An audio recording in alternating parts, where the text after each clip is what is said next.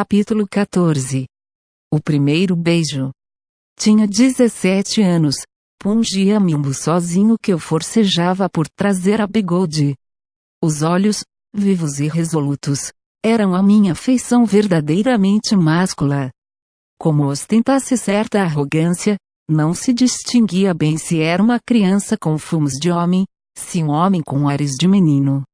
Ao cabo, era um lindo garçom, lindo e audaz, que entrava na vida de botas e esporas, chicote na mão e sangue nas veias, cavalgando um corcel nervoso, rijo, veloz, como o corcel das antigas baladas, que o romantismo foi buscar ao castelo medieval, para dar com eles nas ruas do nosso século.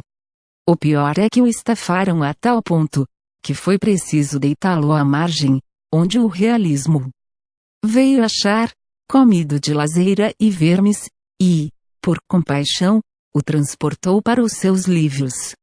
Sim, eu era esse garçom bonito, airoso, abastado, e facilmente se imagina que mais de uma dama inclinou diante de minha fronte pensativa, ou levantou para mim os olhos cobiçosos.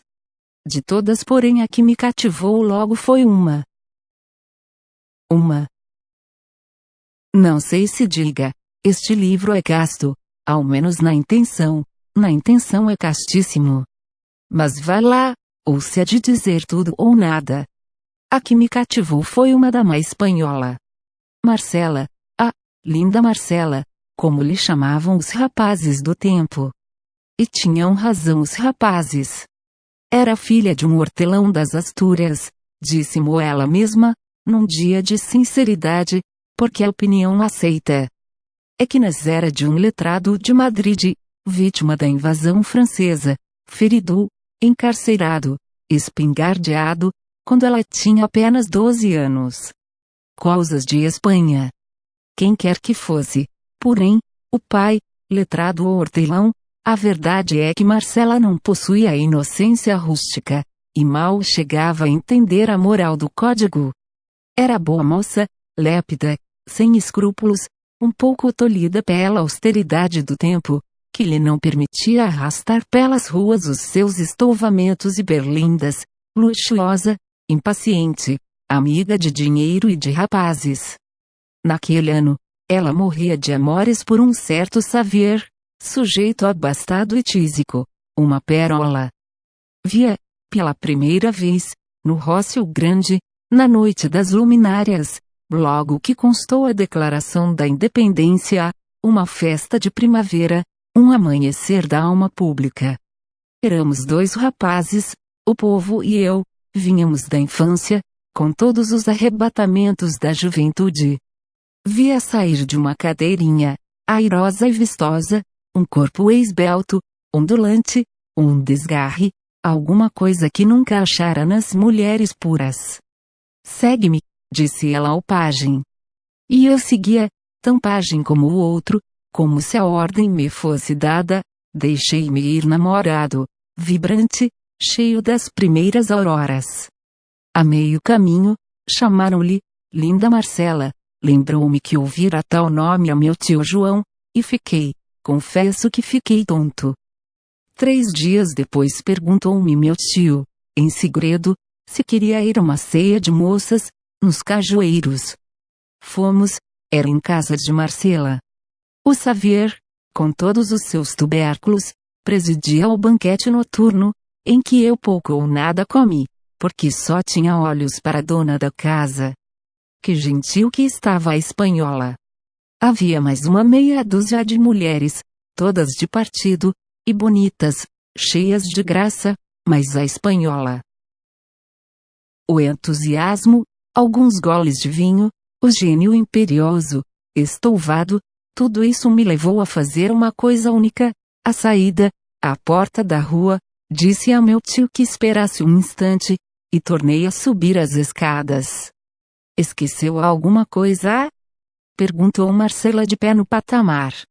O lenço. Ela. E abrir-me caminho para tornar à sala, eu segurei-lhe nas mãos, puxei-a para mim, e dei-lhe um beijo. Não sei se ela disse alguma coisa, se gritou, se chamou alguém, não sei nada, sei que desci outra vez as escadas, veloz como um tufão, e incerto como um ébrio. Capítulo 15. Marcela. Gastei 30 dias para ir do Rócio Grande ao coração de Marcela, não já cavalgando o corcel do cego desejo, mas o asno da paciência, há um tempo manhoso e teimoso.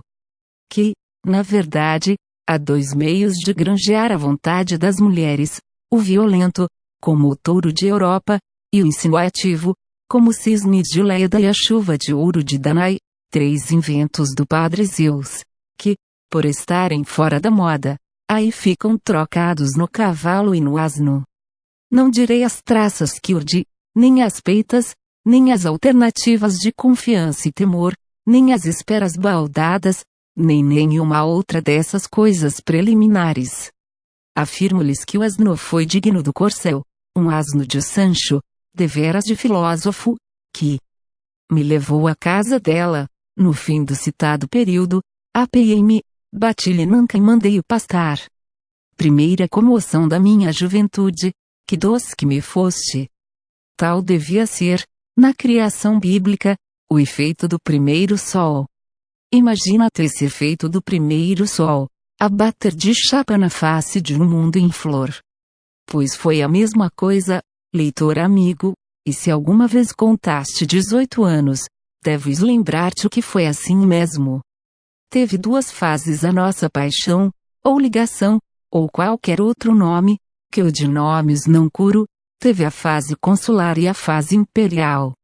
Na primeira, que foi curta, regíamos o Xavier e eu, sem que ele jamais acreditasse dividir comigo o governo de Roma, mas, quando a credulidade não pode resistir à evidência, o Xavier depois das insígnias, e eu concentrei todos os poderes na minha mão, foi a fase cesariana. Era o meu universo, mas, ai triste, não o era de graça. Foi-me preciso coligir dinheiro, multiplicá-lo, inventá-lo. Primeiro explorei as larguezas de meu pai, ele dava-me tudo o que eu lhe pedia, sem repreensão, sem demora, sem frieza, dizia a todos que eu era rapaz e que ele o fora também. Mas a tal extremo chegou o abuso, que ele restringiu um pouco as de franquezas, depois mais, depois mais. Então recorri à minha mãe, e induzi a desviar a alguma coisa, que me dava às escondidas. Era pouco, lancei mão de um recurso último, entrei a sacar sobre a herança de meu pai, a assinar obrigações, que devia resgatar um dia com usura.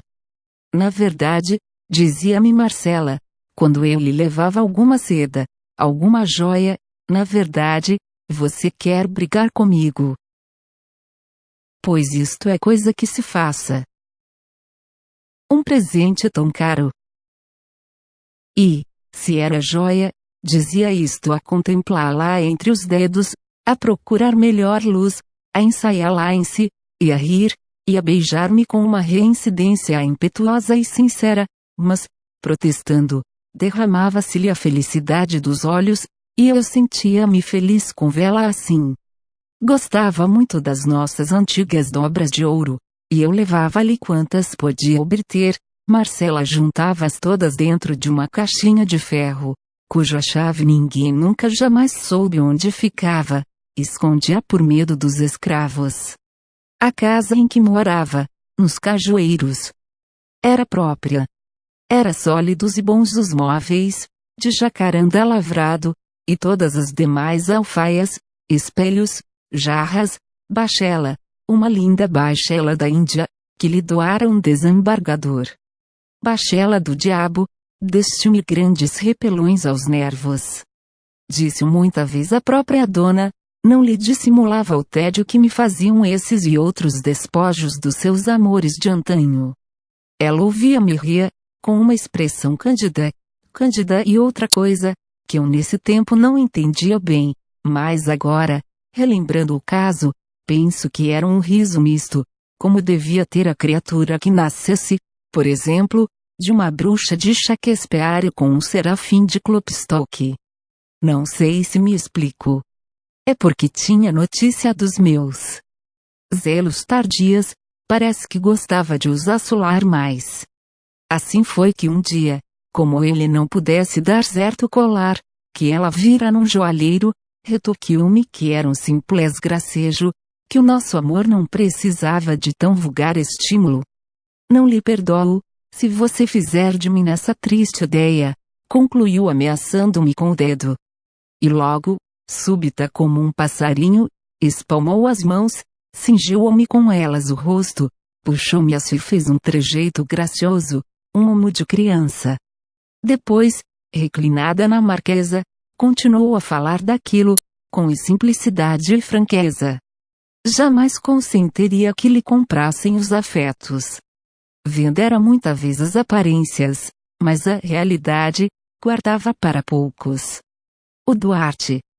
Por exemplo, o Alferes Duarte, que ela amara deveras, 2 anos antes, só a custo conseguia dar-lhe alguma coisa de valor, como me acontecia a mim, ela só lhe aceitava sem relutância os mimos de escasso preço, como a cruz de ouro, que lhe deu, uma vez, de festas.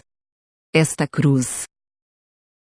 Dizia isto, metendo a mão no seio e tirando uma cruz fina, de ouro, presa a uma fita azul e pendurada ao colo. Mas essa cruz, observei eu, não me disseste que era teu pai que... Marcela abanou a cabeça com um ar de lástima. Não percebeste que era mentira, que eu dizia isso para te não molestar? Vem cá, Chiquito, não sejas assim desconfiado comigo. Amei a outro, que importa, se acabou? Um dia, quando nos separarmos. Não digas isso. Bradei eu. Tudo cessa. Um dia. Não pode acabar, um soluço estrangulou-lhe a voz. Estendeu as mãos, tomou das minhas, conchegou-me ao seio, e sussurrou-me baixo ao ouvido, nunca, nunca, meu amor. Eu agradeço-lhe com os olhos úmidos. No dia seguinte levei-lhe o colar que havia recusado. Para te lembrares de mim, quando nos separarmos, disse eu. Marcela teve primeiro um silêncio indignado, depois fez um gesto magnífico. Tentou atirar o colar à rua. Eu retive-lhe o braço, pedi-lhe muito que não me fizesse tal desfeita, que ficasse com a joia. Sorriu e ficou. Entretanto, pagava-me a farta os sacrifícios, espreitava os meus mais recônditos pensamentos, não havia desejo a que não acudisse com alma, sem esforço, por uma espécie de lei da consciência e necessidade do coração. Nunca o desejo era razoável, mas um capricho puro, uma criancice, vê-la trajar de certo modo, com tais e tais enfeites, este vestido e não aquele, ir a passeio. Ou outra coisa assim, e ela cedia a tudo, risonha e paureira. Você é das Arábias, dizia-me.